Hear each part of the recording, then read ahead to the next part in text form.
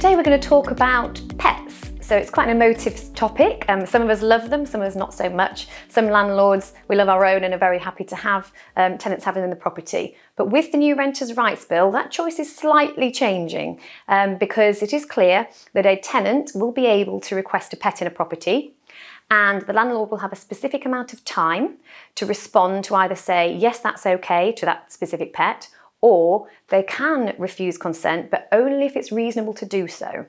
So there will be lots of detail that emerges around what's reasonable. We do expect at this point, but if your superior lease says that you can't have a pet in a property, it's probably acceptable for the landlord to then not allow their tenant to have one in. But it's going to be a lot around the nature of the property. So, what type of pet depends on what type of property. I suspect there'll be lots of information coming out, and there will be lots of groups that will weigh into what is reasonable and what is not reasonable.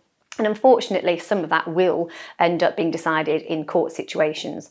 So what we will do as agents is make sure that you're protected by making sure that we can evidence that it's reasonable, if it's right to do so, that a pet isn't accepted in a property.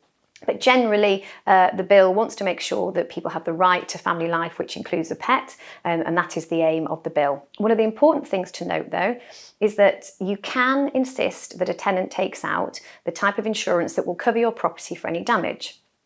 And that's very important because you can't charge tenants extra deposits because of the Tenant Fees Act. So this is a way of safeguarding you and your property, but allowing tenants to have those pets in the property if it's reasonable to do so. So one of the things that we are looking to make sure is, can a landlord insist on buying the policy and then recharging it to the tenant? Because one of the concerns we have as agents is if the tenant buys a policy and shows that they have it, they could cancel it at a later stage.